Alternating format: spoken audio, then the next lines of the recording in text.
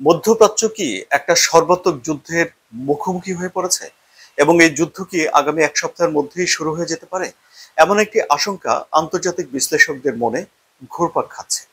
মধ্যপ্রাচ্যে গত এক বছরই পরিস্থিতি অনেকবার উত্তেজনার তুঙ্গে উঠেছে, কিন্তু গত এক সপ্তাহের ভেতরে যা ঘটেছে সেখানে সেসব বিষয়গুলো যদি আপনি বিবেচনা করেন তাহলে আপনি বলবেন যে এখন পরিস্থিতি সবচেয়ে খারাপ যাচ্ছে। কি হয়েছে সেখানে? সেখানে লেবাননে হিজবুল্লাহর প্রধান হাসান নাসরুল্লাহ খুন হয়েছে। লেবাননে ইসরায়েল বোমা হামলা করেছে। লেবাননে ইসরায়েল স্থল হামলা চালিয়েছে এবং আহ, ইরান ইসরায়েলে 200 ক্ষেপণাস্ত্র দিয়ে একটা হামলা করেছে। এটি তাদের সেকেন্ড হামলা। এবং এই যে পরিস্থিতি তৈরি হয়েছে, এই পরিস্থিতির পর এখন কি এই আশঙ্কাই জোরদার হচ্ছে যে সেখানে একটা সর্বাত্মক যুদ্ধ পরিস্থিতি শুরু হয়ে যাবে? এই যে পরিস্থিতি, যুদ্ধ নাও লাগতে পারে, তাহলে এই পরিস্থিতিকে শান্ত করার জন্য কে কি করছে? পরিস্থিতিকে শান্ত করার জন্য যুক্তরাষ্ট্র এবং তার নেতৃত্বে বৈশ্বিক যে জোট বা আঞ্চলিক যে জোট, তারা চাপ দিয়ে যাচ্ছে যেন উত্তেজনা সবাই কমিয়ে ফেলে। জাতিসংঘের নিরাপত্তা পরিষদ বলেছে সবাইকে সংঘাত পরিহার করার জন্য। জাতিসংঘের নিরাপত্তা পরিষদ সবসময় সব বিষয়ে এক হতে পারে না। নিরাপত্তা পরিষদে 5 জন স্থায়ী সদস্য এবং 10 জন অস্থায়ী সদস্য, মোট 15 জনের একটা বডি আছে এবং তাদের 9 সদস্য দেশকে কোনো একটা বিষয়ে একমত হতে হয় কোনো কিছু বলার আগে। এবং অবশ্যই যে স্থায়ী যে 5 সদস্য রাষ্ট্র রয়েছে তারা ভেটো দিলে সেই প্রস্তাব বা তাদের ইচ্ছা সেখানেই বাতিল হয়ে যায় আর কি, থেমে যায়। ফলে নিরাপত্তা পরিষদও এখানে একমত হয়েছে। তারা বলছে যে সংশ্লিষ্ট যেসব পক্ষগুলো রয়েছে তারা যেন নিজেদের সংযত করে, তারা যেন হামলা বন্ধ করে। এছাড়াও শিল্পোন্নত দেশগুলোর সংগঠন G7 সবাইকে ধৈর্য ধরার আহ্বান জানিয়েছে, কিন্তু সংঘাত পরিহার করা, ধৈর্য ধরার কোনো লক্ষণ সেখানে দেখা যাচ্ছে না। এমনকি ইসরায়েল লেবানন একটা সংঘাত রয়েছে, ইসরায়েলের সঙ্গে আবার গাজার সংঘাত চলছে। গত কয়েক দশকে, মানে 10 বছর বা 20 বছর বা 30 বছরের ভিতরে এরকম ইসরায়েল একই সঙ্গে দুইটা জায়গাতে এরকম যুদ্ধ পরিস্থিতি রেখেছে বা হামলা চালিয়েছে বা অভিযান চালিয়ে যাচ্ছে, এই পরিস্থিতি বিরল বলেই উল্লেখ করছেন বিশ্লেষকরা। এই যে পরিস্থিতি হলো, এই যে উত্তেজনাগুলো তৈরি হলো, সেগুলো কিভাবে, তার একটা ব্যাখ্যা আপনাদেরকে বলি। হিজবুল্লাহর ইতিহাস বা লেবাননের সঙ্গে ইসরায়েলের সম্পর্কের যে ইতিহাস সেগুলো বলছি না, অনেক বড় হয়ে যাবে, অন্য কোনো ভিডিওতে সেটা বলা যাবে।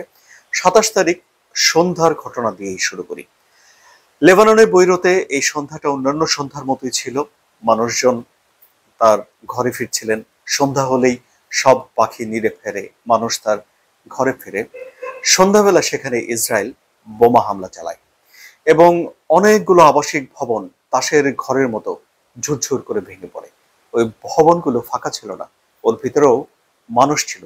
সড়কে বড় বড় গর্ত তৈরি হয় এবং ধুলাবালি আকাশের দিকে ছিটে উঠে যায়।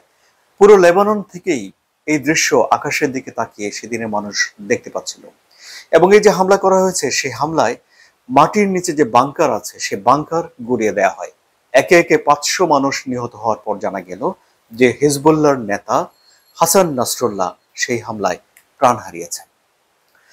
এরপর 3 দিনও পার হয়নি, ইসরায়েল লেবাননে স্থল হামলা শুরু করে। সীমান্ত অতিক্রম করে তারা ঢুকে যায় লেবাননের ভিতরে এবং তারা বলে যে হিজবুল্লাহ যে রকেট ছুড়েছে, হামলা করেছে ইসরায়েলের প্রতি, সেগুলো থামানোর জন্য, হামলা বলতে ড্রোন হামলা, রকেট ছুড়েছে, এগুলো থামানোর জন্য তারা এই অভিযান চালিয়েছে। এরপরে আর চুপ করে বসে থাকেনি ইরান। ইরান তার পরের সন্ধ্যায় 200 ক্ষেপণাস্ত্র ছুড়ে মারে। এটি তার সেকেন্ড এই ক্ষেপণাস্ত্র হামলা। এর আগেও তারা একবার ক্ষেপণাস্ত্র হামলা করেছিল, তখন আয়রন ড্রোম ব্যবহার করে যুক্তরাষ্ট্র, যুক্তরাজ্য এবং তাদের বন্ধুদের সহায়তায় সেই হামলাটি তারা ঠেকিয়েছিল। এবারও যুক্তরাষ্ট্র এবং যুক্তরাজ্য ইসরায়েলকে সহযোগিতা করেছে। ফলে এখানে ইসরায়েলের পক্ষে যুক্তরাষ্ট্র এবং যুক্তরাজ্যকে অনেকে পাচ্ছেন, মিলিয়ে নিচ্ছেন এবং তাতে করে উত্তেজনা আরো বাড়ছে বলে তারা ধারণা করছেন। এখন এই হামলার পরে ইসরায়েল বলেছে যে তারা ইরানের বিরুদ্ধে বদলা নেবে। আবার ইরানও বলে রেখেছে যদি ইসরায়েল বদলা নেওয়ার চেষ্টা করে তাহলে বিষয়টি তারা ভালোভাবে নেবে না। ফলে ইরানের সঙ্গে ইসরায়েলের এক ধরনের উত্তেজনা রয়েছে, ইসরায়েলের সঙ্গে লেবাননের উত্তেজনা রয়েছে, ইসরায়েলের সঙ্গে গাজার উত্তেজনা রয়েছে। এবং আহ, যুক্তরাষ্ট্র বলছে যে ইরানের যেই পারমাণবিক স্থাপনা রয়েছে এবং তেল স্থাপনা রয়েছে সেগুলো যেন হামলার মুখোমুখি না হয়, সেগুলো যেন হামলা থেকে বাইরে বাইরে থাকে। কিন্তু ইসরায়েলের নেতারা বলছেন যে তারা নিশ্চয়তা দিতে পারছেন না যে ইরানের পারমাণবিক স্থাপনা এবং তাদের তেলের যে ক্ষেত্র সেগুলো হামলার বাইরে থাকতে পারে। তাহলে পরিস্থিতি কি দাঁড়াচ্ছে? যদি বিশ্ব নেতাদের উদ্যোগ কার্যকর না হয়, যদি সেখানে উত্তেজনা প্রশমিত না হয়, যদি সংঘাত থেকে তারা দূরে সরে না যায়, তাহলে ধীরে ধীরে মধ্যপ্রাচ্যের অন্য দেশগুলো কি এই যুদ্ধে জড়িয়ে পড়বে এবং এই আগামী এক সপ্তাহের ভেতরেই কি একটা সর্বাত্মক যুদ্ধ পরিস্থিতিতে মধ্যপ্রাচ্য মেতে উঠবে? এই আশঙ্কা কি অমূলক, নাকি নাকি বিশ্ব নেতারা পরিস্থিতি আহ ঠান্ডা করে ফেলতে পারবেন? সেটি এখন দেখার বিষয়। সঙ্গে থাকায় সবাইকে ধন্যবাদ।